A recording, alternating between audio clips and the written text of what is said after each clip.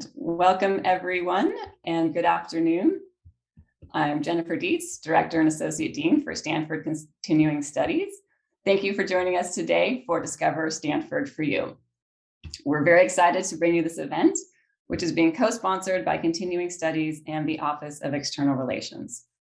Our goal with this series is to provide an opportunity for our neighbors and friends around the world to share in Stanford's mission and to learn more about the research efforts underway to help accelerate solutions to the most pressing problems facing the world today.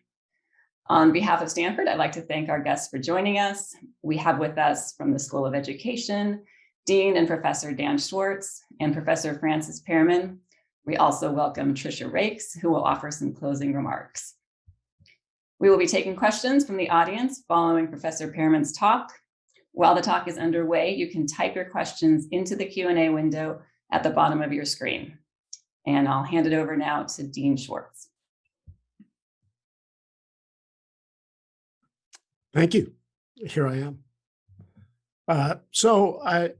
It's my pleasure to have a chance to share with you some of the activity that's going on at Stanford, and in particular around learning and education. When Mark Tessier-Levine became president, we launched a large crowdsourcing effort to find out where Stanford should move for the next decade. What are the most important problems? And what are the things that we can uniquely do? And there are 4 themes, and today we're going to talk about solutions.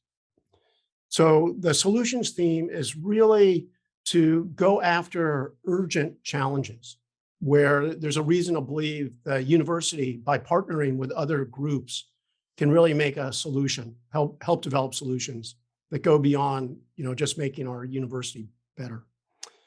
And there's 5 areas that have been picked out, and they're all quite exciting.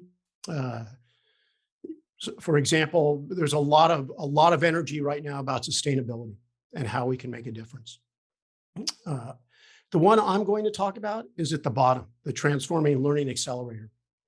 This is an effort to improve learning across the lifespan, and it's unique.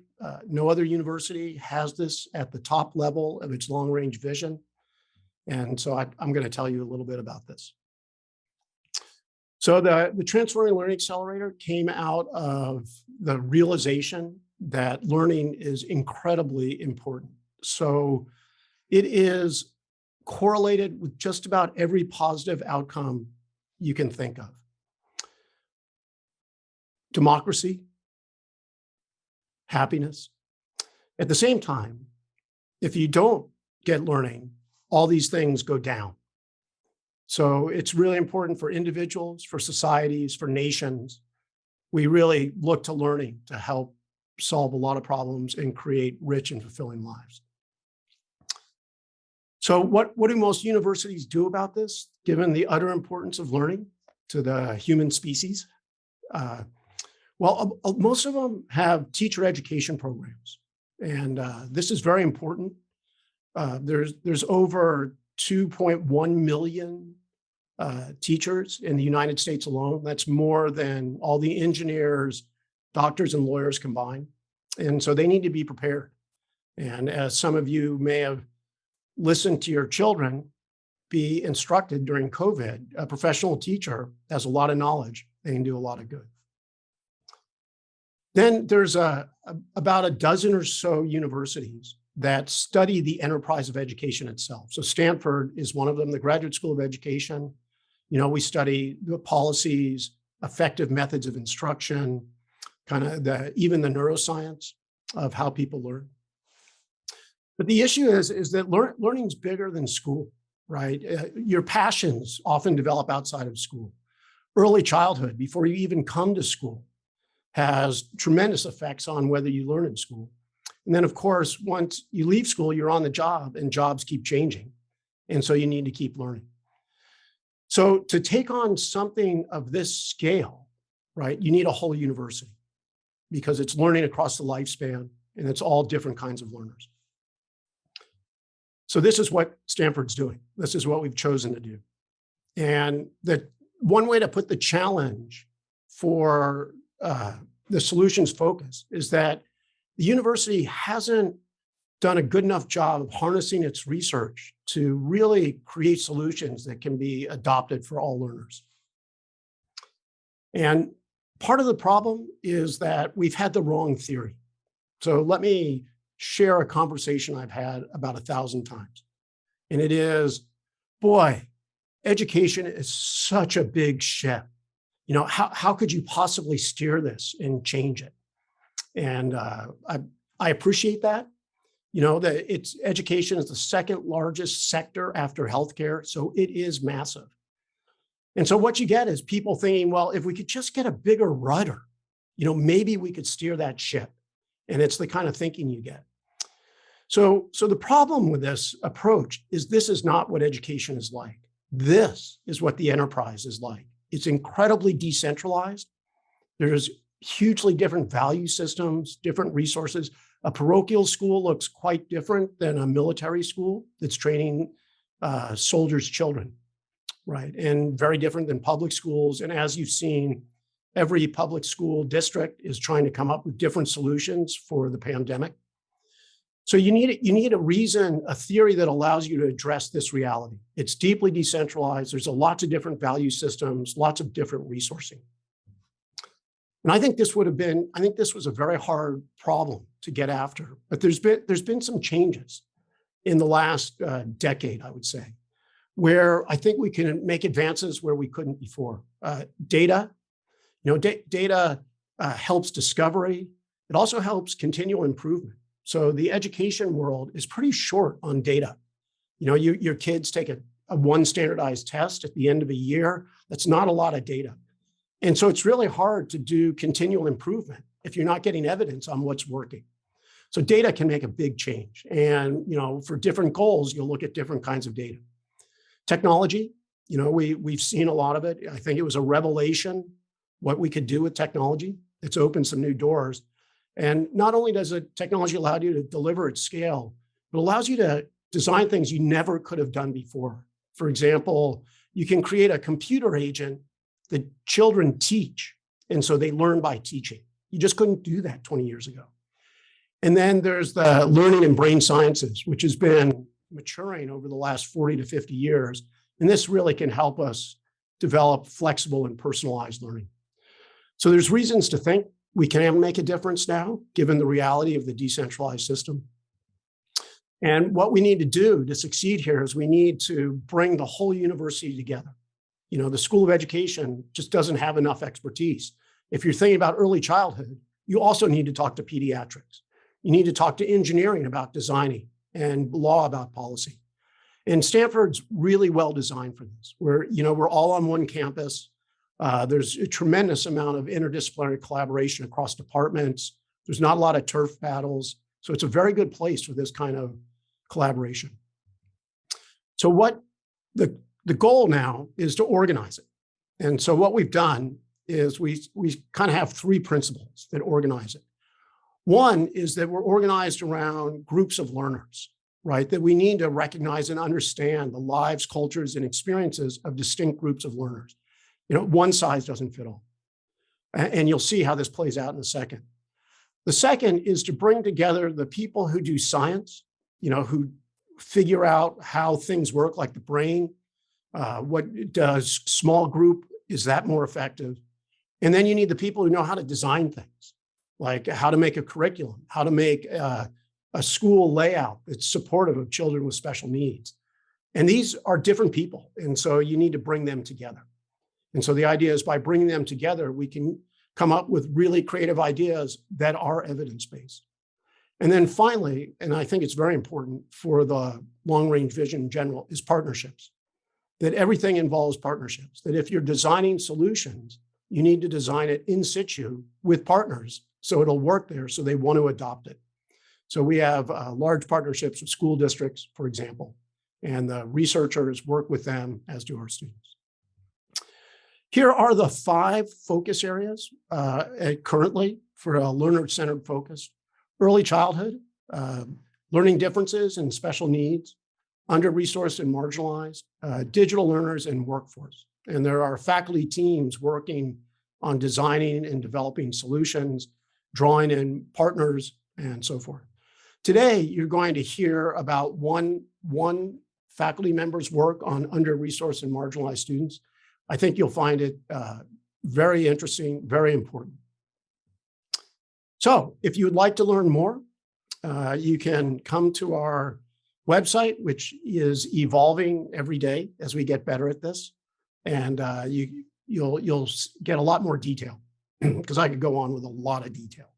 But my time with you is over. My job now is to introduce our very generous speakers today. So first, you're going to hear from Francis Pearman. So Professor Pearman is among a group of faculty at Stanford who's using new data streams to analyze learning and educational attainment for under-resourced and marginalized learners. His research focuses on how poverty and inequality shape the life chances of children, especially in rapidly changing cities. We'll hear about his current research that's examining issues related to gentrification, housing affordability, and their impacts on children in schools. So Francis is part of a new cohort that's really paying attention to new sources of data and big data that are available, including crime statistics, business information, local voting patterns, and how this can open up new ways and approaches to understand how to improve education. So that you're going to enjoy this a lot. We're all going to enjoy this.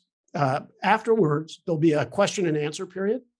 And then afterwards, Tricia Rakes, who's a good friend of Stanford and a fierce advocate for racial justice and equity, is going to bring us home with some closing remarks. So Tricia is the co-founder of the Rakes Foundation with her husband, Jeff.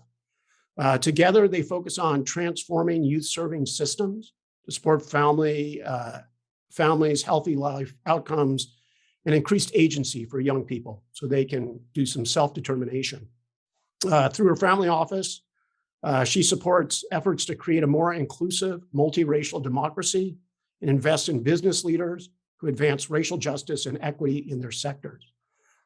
She volunteers with a lot of organizations, but I'm honored because she's a tremendous partner as an advisory board member of the Graduate School of Education. So you want to stay and hear how Tricia brings us home at the end of the conversation. So thank you very much. And Francis, the ball's in your court. Well, thank you for the introduction, Dean Schwartz. Thank you for your patience, everyone in attendance. Thank you also to Joanna Jeffs, Preeti Ameyer, Megan Fogarty, and the entire team in the Office of Community Engagement for hosting this event. And thank you to all the attendees who've decided to join us today. As Dean Schwartz mentioned, my name is Francis Pearman, which is, Francis is actually my first name, but most of my friends and colleagues know me as Alvin, which is my middle name. In elementary school, I reasoned that going by Alvin, despite the chipmunk references that were pervasive in the 80s and 90s, helped me fly under the radar a bit easier on the playground than going by Francis, which my friends and foes seemed to care even less for. I decided to go by Alvin from that point on. I was named after my grandfather, Francis Alvin Pearman. I am the second. I didn't get a chance to interact with my grandfather very much when I was young, but as I got older, I came to know him quite well. He was a philosopher, he was a thinker, he was a writer, he believed in hard work, he was curious, he was skeptical in all the ways a researcher must be. He used to say, believe in nothing that you hear and half of what you see. He had the spirit of a scholar. He was, in many ways, the most professorial person I'd ever met. But he wasn't ever a professor. He was a subway operator in New York City. You see, as a Black person raising a family in New York City in the 1930s and 40s, there weren't a lot of opportunities available aside from lower wage labor. To be clear, there's dignity and honor in work itself, regardless of professional status. We are all, as Kierkegaard says, but actors in a play whose curtain has yet to fall.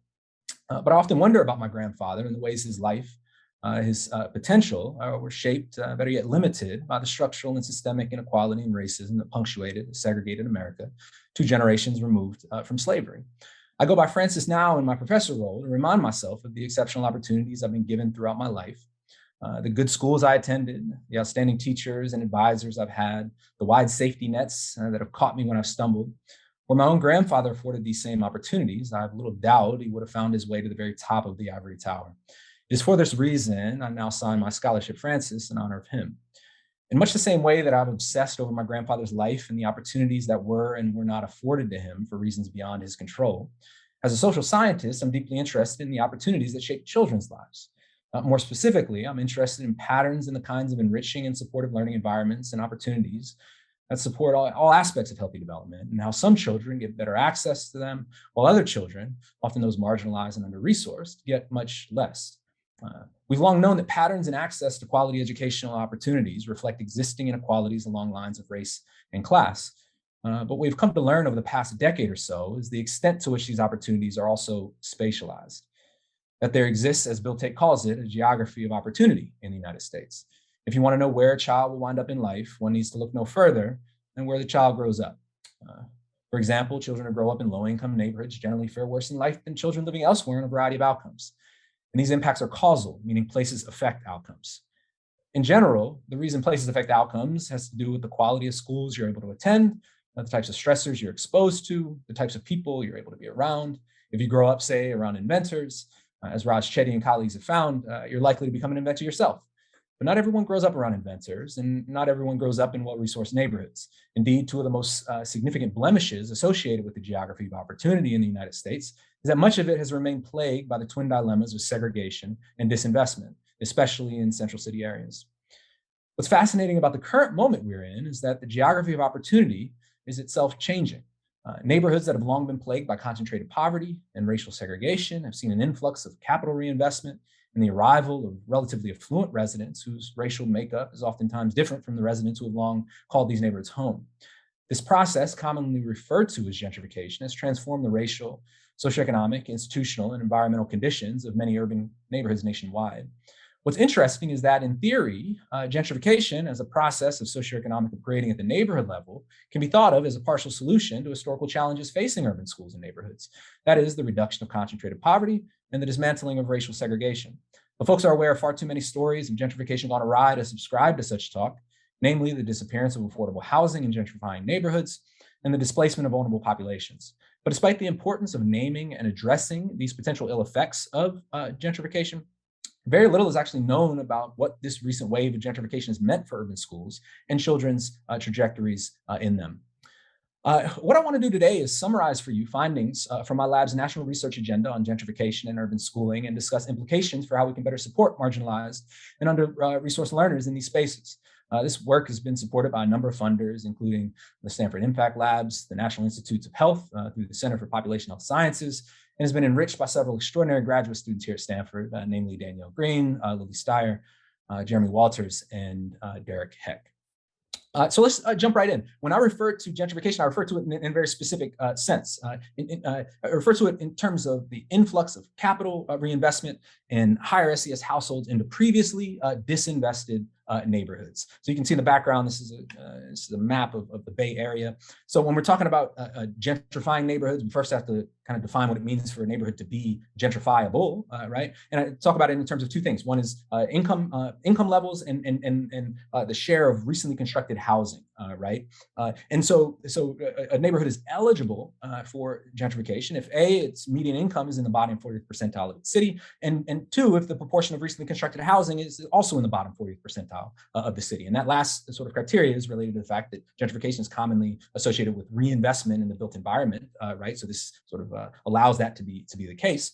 So these are gentrifiable neighborhoods. Neighborhoods that are categorized as gentrifying are neighborhoods that met those first two criteria that I just noted. But then in addition to that, during whatever observation period we're referring to, also experience A, an increase in real housing prices, and then B, a percentage increase in college educated residents that's higher than the city increase overall. So you can see there's kind of three different types of neighborhoods on this map. One are non-gentrifying neighborhoods. These are neighborhoods that were disinvested at baseline, that remained disinvested at follow-up period. Another way that you could kind of classify or think about these neighborhoods are neighborhoods that are persistently disinvested, right? The dark blue are neighborhoods that were gentrifiable at baseline, but then subsequently experienced an influx of higher SES households and an increase in real property values. Gray neighborhoods, these are neighborhoods that are ineligible for gentrification, neighborhoods in the top 60% percentile in terms of income or housing investment. So what I want to do now is talk about what these patterns that I'm showing you on the screen, how these relate to urban schools over the last several decades. And I'm going to hit on really 4 just key findings that sort of emanate from a handful of research projects.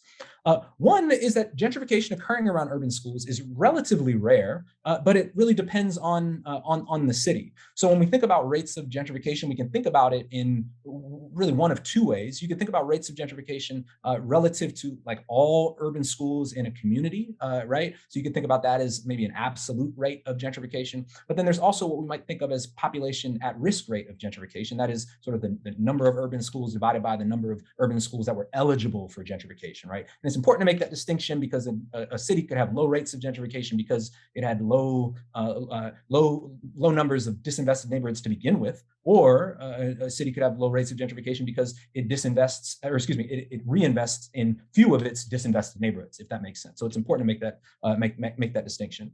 Nevertheless, numbers-wise, of the roughly 47,000 urban schools nationwide, about 8,000, or approximately 8%, were located in structurally disinvested neighborhoods at baseline and had the possibility of experiencing revitalization.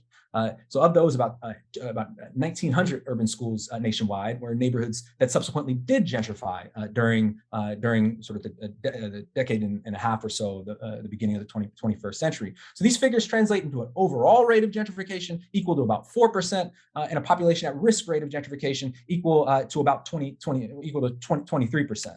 Right, and the share of urban schools located in disinvested neighborhoods at baseline was highest in the South. So 20% of urban schools in the South found themselves in disinvested neighborhoods in the year 2000. But despite the density of disinvested neighborhoods in the South was not where at-risk rates of gentrification were the highest. That's actually in the Northeast. So of the population of schools located in disinvested neighborhoods in the year 2000, more of these neighborhoods in the Northeast gentrified than anywhere else in the country. And so in the Northeast, 34% of urban schools located in disinvested neighborhoods at baseline underwent gentrification, compared to about 15% in the Midwest, 22% in the South, and 25% in the Midwest. And in addition, like, rates of gentrification are also similar in both large and small cities. Right. This is a relevant point to make because so much of the narratives that drive our understanding about gentrification playing out in communities around schools, right, are oftentimes located in New York, LA, DC. But the reason for that is that's where the major media hubs are, right? So those are the stories that we oftentimes hear. So there's a legitimate concern. Well, are these rates of gentrification and these experiences of gentrification similar in other cities, right? In cities that maybe aren't as big, that don't host major newspapers or other types of publications, right? But what we see here is that rates of gentrification are reasonably similar in large and small cities. Oops. Okay, we can also look at sort of within cities of roughly the same size. And what you see here is that there actually exists considerable variation in rates of gentrification across metro areas. So this is a scatter plot. On the x-axis of each of these plots are the number of schools. On the y-axis is the number of schools located in neighborhoods that subsequently gentrified, right? The line that you see, the red line, corresponds to the predicted number of schools in gentrifying neighborhoods that would be expected based on the number of schools that exist in the city. And what you see here is that there's quite a bit of heterogeneity here, right? So with respect to the largest cities nationwide, that's the top left of these figures. There's Boston, which had an overall rate of gentrification of about 16%. If you recall, the national average is around 4 to 6%. But on the other end of the spectrum, you have a city like Detroit, Michigan, right, which contains roughly the same number of schools as Boston, but had none of its gentrification. There was not a single public school within the city of Detroit. that experienced gentrification in their surrounding neighborhood during the observation period. And similar contrasts can be found in smaller metro areas, right? So there's like Seattle, Austin, Fresno, Albuquerque, Amarillo, that all had notably high rates of gentrification. And then in contrast, over 24 cities nationwide failed to gentrify any of their urban school areas, including Cleveland, Flint, Spartanburg, Shreveport, and Green Bay. So quickly, gentrification is relatively rare, right? And that's also an important point to make, right? What that suggests is that really the modal experience of urban schooling, today, with regard to schools located in disinvested neighborhoods at the turn of the 21st century, is one of sustained disinvestment. That's really the modal experience. Nevertheless, it really, in terms of rates of gentrification, really depends on the city. Some cities have quite a bit. Some cities virtually have none. And finally, gentrification is really not simply a big city problem. Key finding 2, gentrification causes schools to lose students. This is some work that was recently published and looking at the impacts of gentrification on enrollment patterns at neighborhood schools. And what we see here is that gentrification decreased total enrollment by roughly 17 students. That corresponds to somewhere between like 5 and 7% of the student population. There's actually no evidence of gentrification affecting enrollment patterns for white or Black students for reasons that I'll share in the next slide. But actually significant declines in the number of Latinx students, as well as significant declines in the number of economically disadvantaged students. But what's interesting is that these effects on enrollment patterns depend quite a bit on the racial composition of gentrifiers. So those of you who are paying close attention to how I was defining gentrification at the beginning of this presentation, I noted that I defined it strictly in terms of like socioeconomic status, right? So an influx of higher SES households, college-educated households of any race. The reason I do that is when you kind of study a phenomenon in broad terms like that, you can actually study nuance within that pattern, right? So in this part of the analysis, we looked at, well, what happens when you kind of vary the racial composition of the gentrifiers? Does that change the relationship between gentrification and enrollment patterns? And in fact, it does. So declines in total enrollment at neighborhood schools is actually most pronounced when gentrifiers are affluent and white. Interestingly, gentrification is associated with an increase in the number of Black students when gentrification is characterized by an influx of non-white college-educated households. What this is getting at is when we're trying to understand the relationship between gentrification and existing institutional investment, it appears that there's some significant variation or some important differences there, depending on the racial composition of gentrifiers. Key finding 3, gentrification impacts schooling outcomes we care about, but the pattern of findings is somewhat mixed.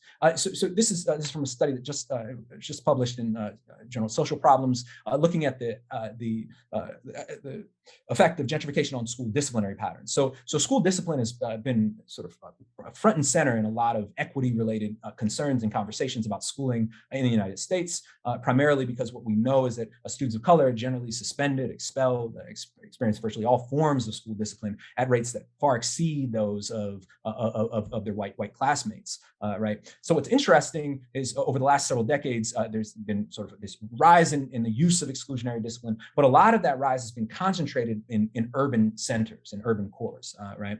And so what this study is asking is the extent to which this rise in the reliance on exclusionary discipline practices in central city areas has been due to gentrification that's been happening around schools, right? And you can imagine that happening for any number of reasons, right? I mean, if a school is experiencing significant demographic turnover, right? Perhaps the school is moving from a lower socioeconomic status, and there's more and more higher SES households, higher SES children that move into those schools. One would expect to actually see perhaps like declines in school disciplinary patterns for the simple reason that higher SES household students are generally suspended or expelled less frequently than their less economically advantaged classmates, right, for a whole variety of reasons, right? But at the same time, you can also imagine that schools located in these gentrifying areas could potentially be trying to signal certain things to new clientele. Perhaps they're tough on crime, they don't play student shenanigans. They're willing to leverage the tools of exclusionary punishment to sort of keep a school orderly, right? So the point is there's quite a bit of reason to think that these relationships that this pattern of school discipline could in fact be dependent on on rates of gentrification. And in fact, that is what we see, but in sort of a narrow sense. So we found no evidence of gentrification affecting in-school suspensions, expulsions, law enforcement referrals, or school arrests. However, it did increase the incident rate ratio of suspensions by a factor of about 1.11, or about 10% or so. In practical terms, that moves the median school in terms of the rates of out-of-school suspensions to about the 58th percentile. Right, so not too large, but still appreciable. Gentrification also increased Black-white disparities in and out of school suspensions by a factor of about 20% and 32%, respectively. It also increased Latinx white disparities in and out of school suspensions by a factor of 34 and 41%, respectively. There's no evidence that gentrification affected racial disparities in the more sort of severe or extreme forms of behavioral infractions, right? So these impacts that we see of gentrification on school disciplinary patterns, it really fits within the bucket of items that might be classified as the less severe, the disciplinary infractions that sort of require some degree of discretion on the part of teachers and other school personnel. We don't see any impacts of gentrification on the more severe forms. Gentrification isn't increasing the likelihood that students bring weapons to school or do the sorts of behaviors that would get them expelled or arrested, but it is changing their likelihood of being receiving suspensions both in and out of school. Here's some work that I've done with students. Lily Steyer, a graduate student here, is looking at the impacts of gentrification on academic achievement patterns.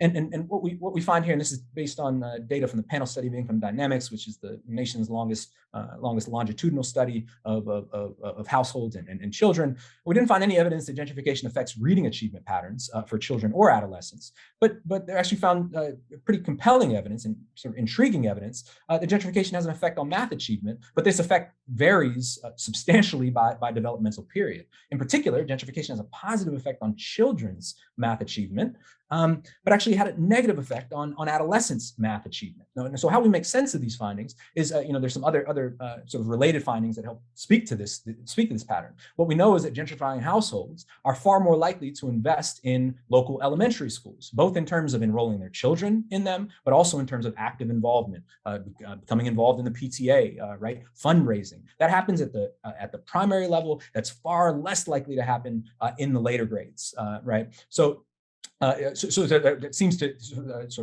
it helps explain why we potentially see sort of increases in like the quality of curriculum, perhaps increases in teaching quality, increases in the types of experiences that would improve children's math achievement in ways that it wouldn't for adolescents. Moreover, why we would potentially see negative impacts at the later grades.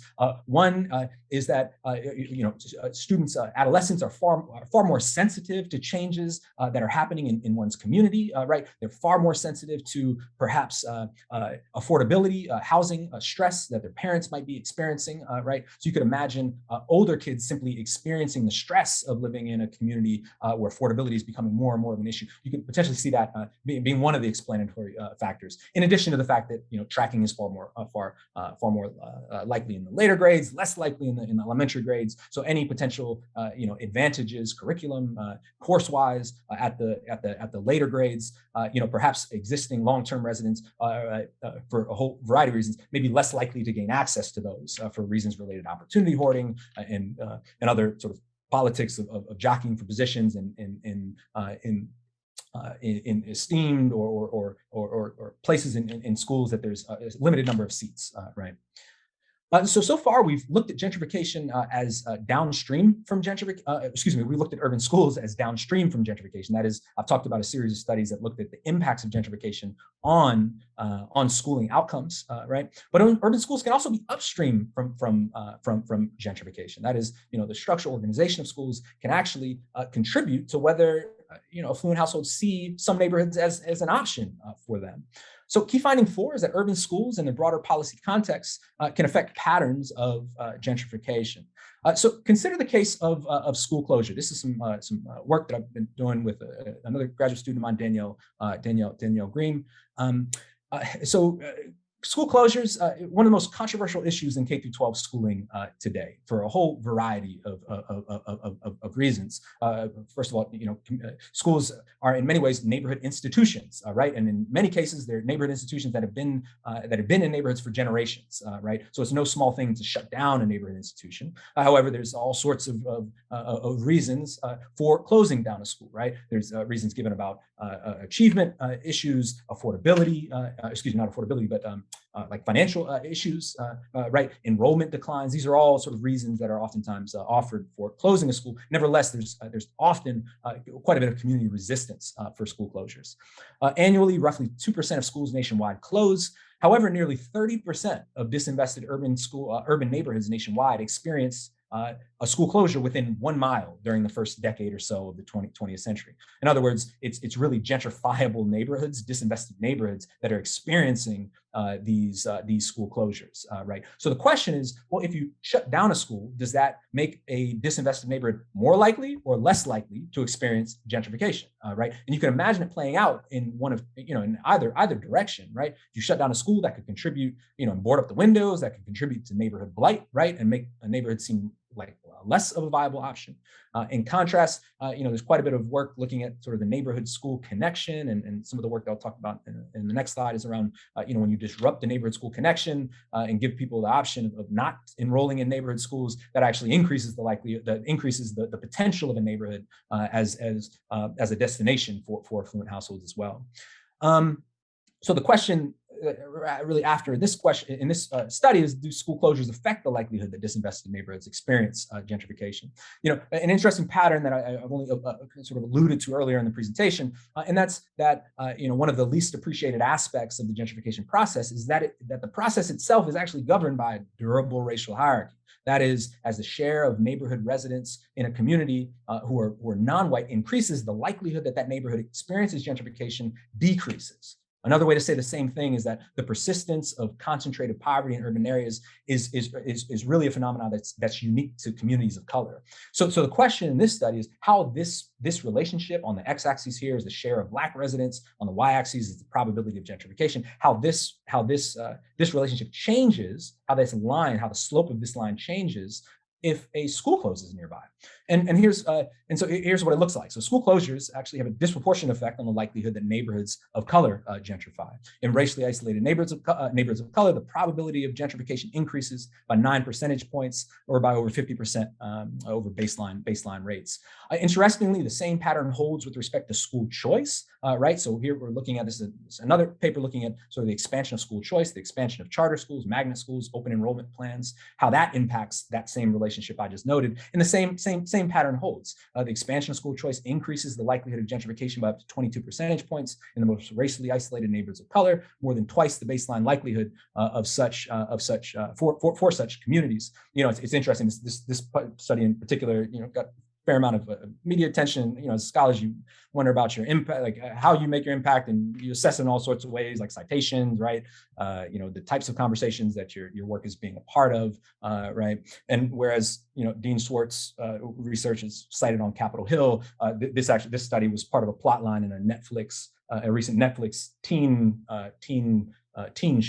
drama. A show called All American that came out last year. So whereas Dean Swartz is influencing federal policy, I'm influencing your 13-year-old daughter and her friends and her cohort of friends. Okay, so key findings. One, gentrification occurring around urban schools is relatively rare, as I noted, but it really depends on the city. Gentrification leads to declining enrollment at urban schools, especially when gentrifiers are white. Gentrification impacts schooling outcomes we care a whole lot about, but the pattern of findings is fairly mixed. And finally, urban schools and their broader policy context can affect whether and where gentrification occurs. Okay, so tying it all together, although sustained disinvestment remains the sort of the common experience in central city neighborhoods, gentrification is changing many urban communities. The structure and organization of urban schooling is part of the gentrification process. Indeed, urban schooling is both a cause and an outcome of gentrification. And there's little evidence that gentrification is kind of making matters better for urban schools. And in fact, there's some evidence that gentrification is worsening historical challenges facing urban schools related to discipline disparities, declining enrollment, funding challenges, and the like.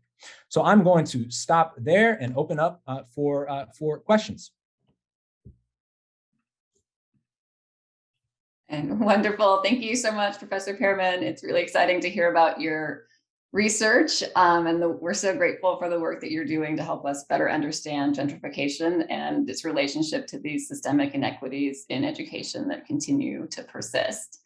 I'd like to invite audience members to keep adding questions into our Q&A field.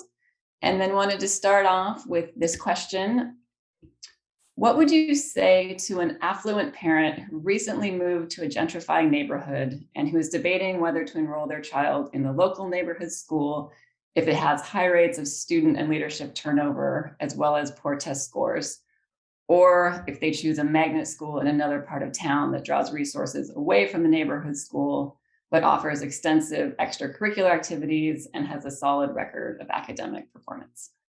Yeah, that's a key. It's such an important question. It's a question that comes up in one way, shape, or form in most conversations that I'm a part of. So I think the first thing to keep in mind is, schools are what we make of them, right? So many of the challenges that urban schools in particular have faced over the last several generations are one way, shape, or form connected to issues of isolation, issues of disinvestment, right? So we should always be thinking about ways that we can reinvest in schools that historically have been disinvested, right? But the question, the related and perhaps even more important question is how you reinvest, right? And this brings up issues of like equity, what sort of issues of like equitable involvement really looks like, right? And one common form of involvement or reinvestment that's critiqued, many of you on the call probably are familiar with, are sort of savior complexes, right? The idea that I'm reinvesting in a place to fix it. Right? Those approaches, those motivations generally don't end well. For a variety of reasons, and for the simple reason that there are a whole host of resources, agendas, goals that communities already have in existence, right? And oftentimes, sort of the challenge is about sort of realizing what those are, not necessarily what those goals or what those ambitions are, right? So I think what it means to partner and to move agendas forward is partner in equitable ways is extremely important. This brings up another key point that sort of has come up in my research over the last couple of years, and that's I think one of the common issues that comes up, or the common concerns around gentrification that oftentimes arises are concerns around residential displacement, right? The possibility that existing residents find themselves no longer able to afford the community, find property values increasing, right? The landlord jacks up the rent and they have to leave, right? Those are important concerns, and we need to understand how to minimize those processes as much as we can, right? But another form of displacement that I argue is just as important is what I refer to as political displacement, right? That is how power within a given institution, power within a community shifts and changes as new residents show up. As an example, I did my graduate work in Nashville at the time. My son was in elementary school. We lived in a gentrifying part of Nashville. The school itself had undergone quite a bit of gentrification in the surrounding area. The school itself was still relatively diverse, quite a bit diverse, about 15 to 20% African American, about 30% Latinx. Around 50% or so of students or slightly less than that, were white students. Now, the PTA of the school over the years preceding our son getting there had shifted dramatically from virtually exclusively non-white to almost entirely white. What was interesting to me is sort of as an outsider observer of the happenings and going on in the PTA, how was the PTA's agenda, right? So the PTA at the school actually had one of the largest, had raised far more resources than any of the other local schools for a large reason that's where a lot of the investment now was being directed. And we now had a significant number of affluent households and college-educated households and households of means that could contribute to the school. Now, but what was interesting was how they allocated, what the top priorities became. So a significant portion of the PTA budget in that school turned out to be directed toward the creation of a Spanish immersion program. Now I noted earlier that a significant number of students at the school were themselves Latinx, right? So that resource allocation wasn't directed toward what some would even consider sort of the students who perhaps needed the most support in within school, but to the students of the children of the folks who were calling the shots, so to speak. So when we're talking about what it means to invest, to reinvest, we constantly have to be thinking about ways that our investment is reifying or reinstantiating other forms of inequality, right? We could be involved, but all we're doing is creating new forms of inequality that are stratifying schools in inequitable ways, right? But there are ways to come alongside, understand how one's resources can be used to further agendas, to further goals, to understand common problems, and support schools in that way. So it really is sort of a positionality, it's a posture, it's a mindset, but it certainly can be done. Great, thank you so much. And I want to make sure that we save time for our closing remarks. So I'm just going to take one more question from the audience. The question is, to what extent can educational technology, open courseware, free lectures, Khan Academy, intelligent tutoring systems help to improve the quality of underinvested schools? Have internet resources helped already? Yeah, so that's an interesting question. We've already seen that playing out. There's been a number of experiments across the country of these sort of flipped classrooms, just as a for instance, as ways to sort of reinvest or sort of to reinvent how instruction is had, right? I think where we are with regard to learning in disinvested communities, right, is that for the last several decades, right, stuff hasn't, in terms of aggregate sort of rates of achievement and disparities, right, there's quite a bit of room to improve, right? And one of the greatest sort of innovations in sort of the field of education over the last several decades is technology, and the ways that technology can be used to offset, to challenge, to cross bridges that previously haven't been crossed, right? To allow for types of educational support that previously hasn't been able to exist. I've seen examples of broad scale tutoring, right, that is now available through virtual means, right, where tutors are now able, instead of working with one student, they're now working with hundreds of students, interestingly enough, at a time, right, through different sort of augmented, through different types of technologies that allow folks to be responsive to a large number of students at a time, right? But the thing that I'm always interested in, or the thing that I'm always questioning, right, are the ways that new technologies, right, can, you should see a theme here, can actually, can create new forms of inequality, right? And we should constantly be thinking about ways that technology can be created and implemented in ways that don't serve to sort of benefit the students who are already benefiting, right? The obvious example, right, that's gotten a lot of attention over the last year, right, is the digital divide, right? Just because you create sort of a virtual platform or online platforms, doesn't mean that everybody has equal access to it, right? In fact, that could actually just benefit the kids. That could actually exacerbate inequalities, right? There's been some work to suggest that over the pandemic, the move to virtual learning exacerbated inequalities in socioeconomic status that have long plagued urban schools, or schools more generally, not just those in urban spaces, right? So we need to constantly be having those conversations. So for me, I see a lot of promise in the move toward integrating all different types of technology in the classrooms, but we constantly got to be within that sort of celebratory sort of mode, be thinking about ways that we ensure that those technologies don't simply exacerbate inequality, but actually function to reduce them. Wonderful. Well, thank you so much, Professor Pearman. And we'll go ahead and transition to our closing remarks. I'm sorry for everyone who submitted questions that we didn't have time to answer. We'll see if it's possible to get answers to you, and we'll definitely save the questions. And I would now like to welcome Tricia Rakes to close us out.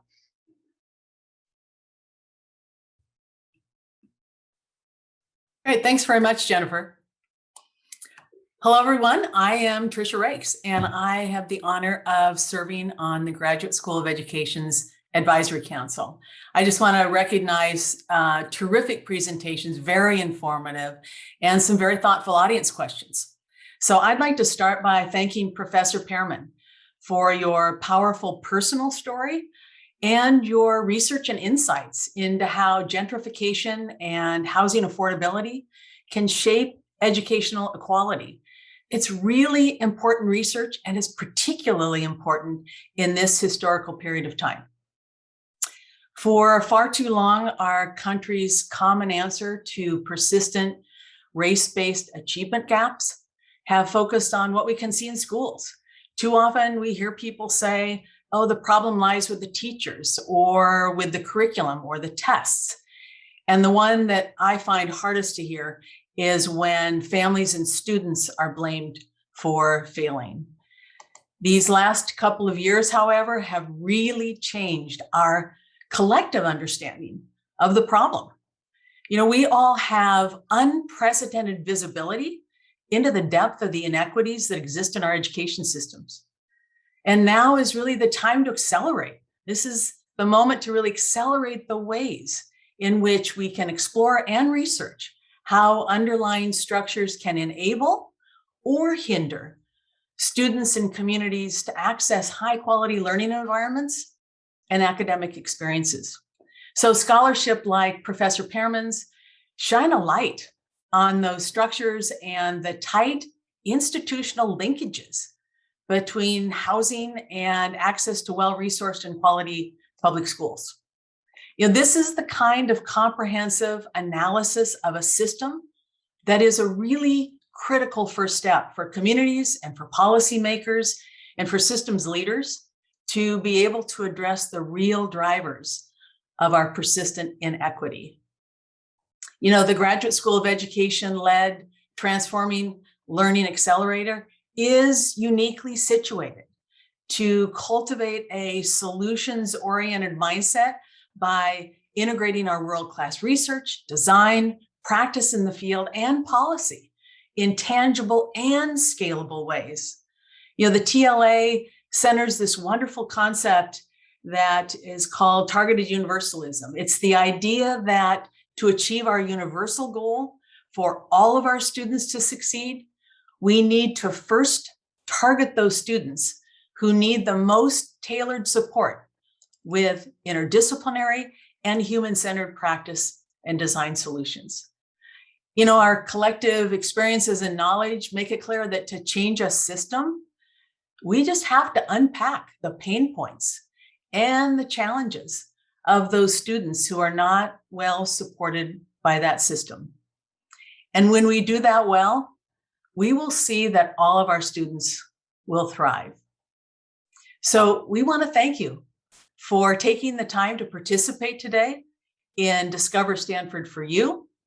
I hope you will continue to engage with Stanford and the many opportunities to learn, whether it's through the arts, academics, or athletics. This university is a community that is focused on lifelong learning. So please let us know what you thought of today's event. A survey will follow this session, and please reach out. We want to hear from you. Go to community.stanford.edu. You can also subscribe to the monthly email newsletter called Stanford for You.